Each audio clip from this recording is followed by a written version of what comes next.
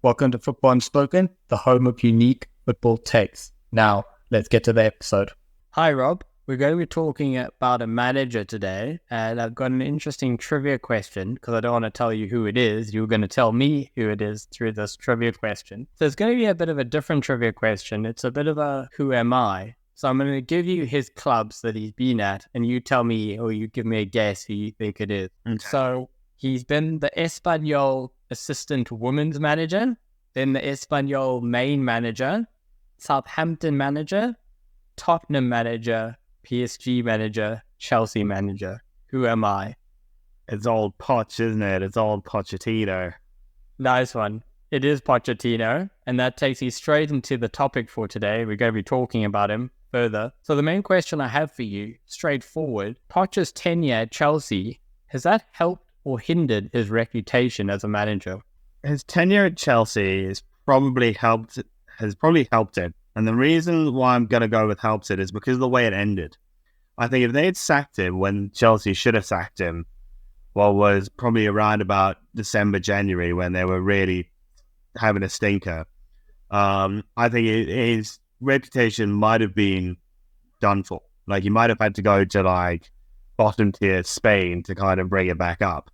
But obviously they saw out the rest of the season, and he finally got his players playing the way he wanted them to. You saw the kind of manager that Pochettino can be. And I think him being sacked after managing to get them above Man United and Newcastle, when everyone is thinking that's just never going to happen, has probably helped his reputation, especially after PSG, where he definitely didn't hit the heights he should have.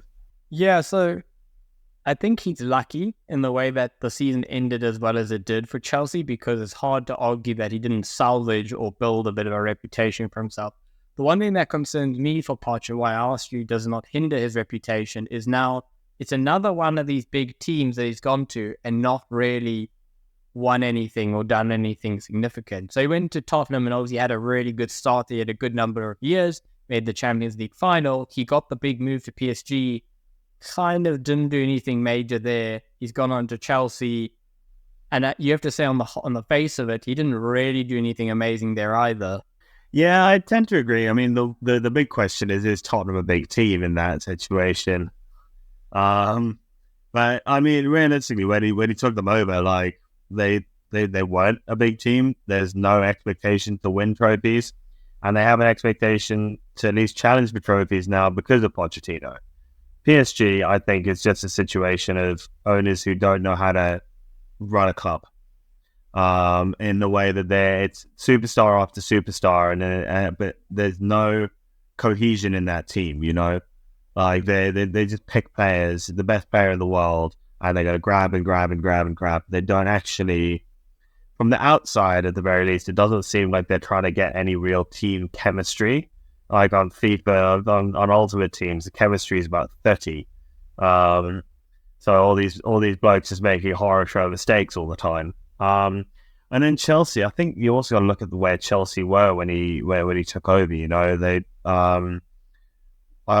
just sacked Tuchel, and he's a world class manager. They've had Potter, who is rubbish, Frank Lampard, who is rubbish. Like the last time really Chelsea competed was a while ago. So it's a rebuild phase, and the problem is they've started this rebuild phase about 4 times now. I think you've kind of hit the nail on the head, or you started the conversation. When he went to Espanyol, that was a building job, and he did fantastically. When he went to Tottenham, that was a building job, he did fantastically. He goes to PSG, not a building job. Hey, Poch, we've got the squad ready. We need you to go win a Champions League now. It's ready for you. All you need to go do is deliver. And then he struggled. At Chelsea, I feel like he came in, and because they'd spent so much money on the squad, I think you remember that at the beginning of the season, there was this expectation of Chelsea that this year they're going to deliver. And I think that was the narrative for Poch at the start of the season. Hey, we want you to come in. We're expecting top 4. You know, you want to be competing in Europe, or that kind of thing was the narrative at the start of the season. And then there was a realization halfway through the season where that Chelsea squad actually was. They were, as you said it, they were in a development stage. And suddenly Pochettino goes back to his old, I don't say trick, as in it's ineffective, but he goes back to his old ways that he's really good at building squads. And suddenly the squad starts coming together. So this is kind of where I say Pochettino is probably one of the best in the world at building a squad up. But I don't know if he's a manager, deliver managers, and you just hand him a Real Madrid, or you handed him, let's say, a Man City when Pep walked away, and he's the man to deliver the goods. Yeah, I think that's fair. I mean, again, I just sit there and I'm like, the problem you have is I would like to see him go to a Madrid or a Man City. You know, I'd like to see what he could do in that situation where it's a case of serial winners in a serious competition. Like, and this is going to sound really offensive to Liga, and I apologize for that, but realistically, like, PSG have one challenge every 6 years. That's about it. Like, it's just they kind of walk the league. And to be fair, the same could be said about Man City at the moment. So I'm not trying to have a go at Liga necessarily, but I think when realistically the level of the French teams is not, you know, that consistent Champions League semi-final, Champions League final, even the top four there, you're not expecting to see 2 or 3 French teams in a Champions League final. You kind of go into every season expecting to see at least one Spanish, maybe 2, at least one English, maybe 2, and at least one German. And then you're like, PSG could get there. But that, at least that's my understanding of it anyway. And I think that's a mental hurdle for PSG that they just can't get over, because it's so difficult to turn on for the big games when you just have maybe 3 big games in an entire season. You know, it's not like in La Liga where Real Madrid have to turn on at least 8 games in a season, and Bundesliga and Premier League where you kind of have to turn on a lot more. So I think that's yeah, Poch didn't deliver, but you can also look at PSG and go, who has?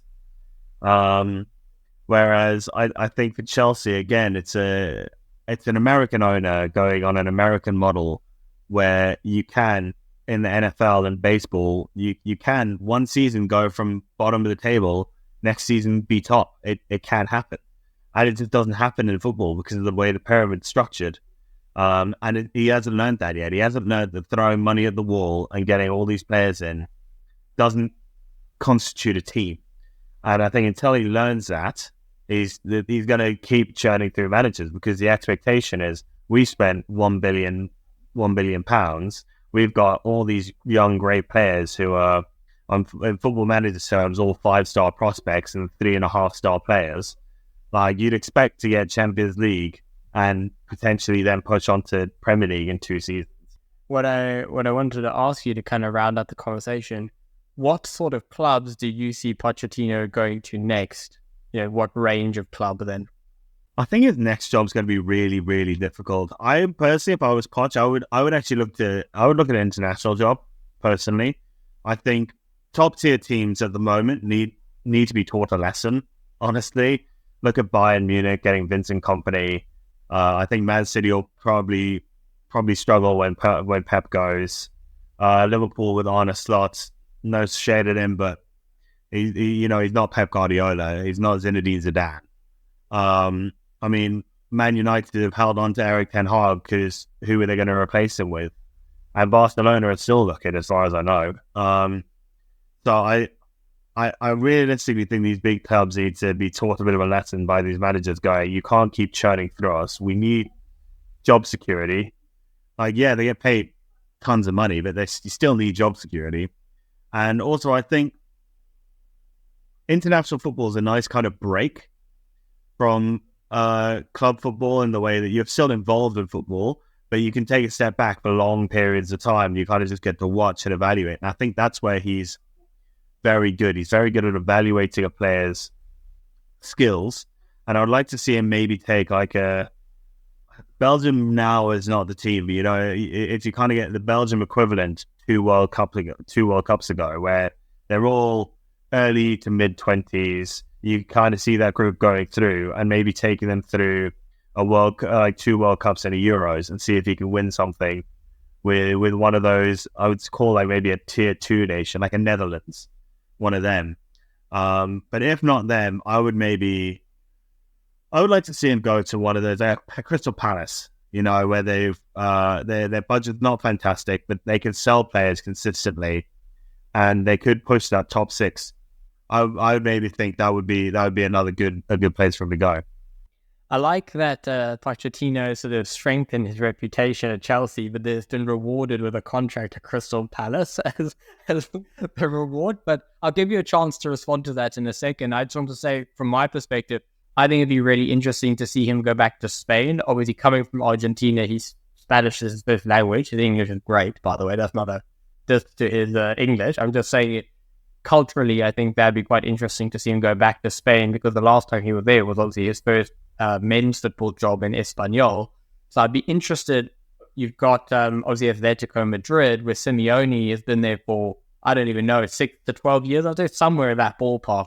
So at some point, he's probably going to leave the club just to give a fresh voice in the changing room. And it'd be really interesting to see Pochettino, for example, go in there to challenge Real Madrid and Barcelona from a different perspective.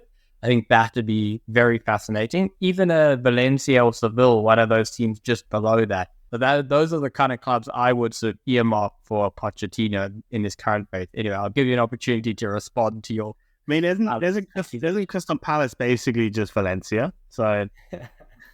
no, but so the reason I bring that up is mostly because it's kind of where I would like to see him. I think realistically, he probably deserves like a Valencia or an Atletico, because I think that's the kind of manager he is. But like I said, I just feel he's much better with a project behind him. And I think, like I said, the problem you have with those top tier clubs, and in the Premier League, when I talk about top tier, I'm talking about your top 7. Those ones who are consistently churning through managers. I think the problem you have is that because they churn through managers so much, Poch is going to struggle. He deserves it. He deserves to go to Chelsea obviously just sacked him, but a Chelsea level, Atletico level team.